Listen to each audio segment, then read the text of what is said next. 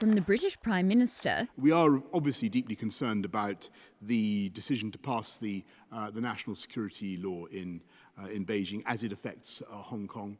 To the European Union.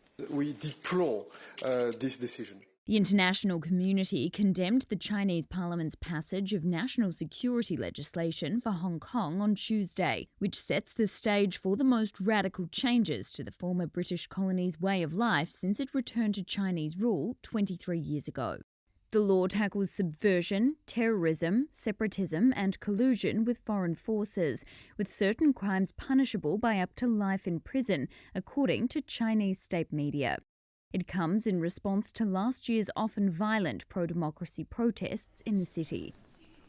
Hong Kong leader Carrie Lam welcomed the law's passage. She virtually addressed the United Nations Human Rights Forum in Geneva on Tuesday.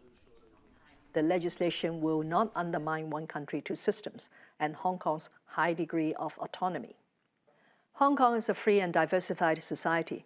We respect differences in opinion and strive on reaching consensus.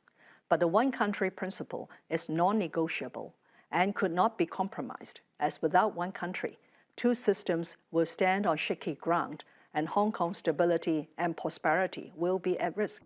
In Hong Kong, the law drew out some pro-Beijing supporters, popping champagne. Today I am very happy, said this 76-year-old, a far cry from critics and protesters demonstrating in a downtown shopping mall. This national security law is enacted when most of the Hong Kong people, indeed all of them, have no idea what even the law is, and no idea what the provisions are, and what are the punishment, and what are the so-called the punishable acts.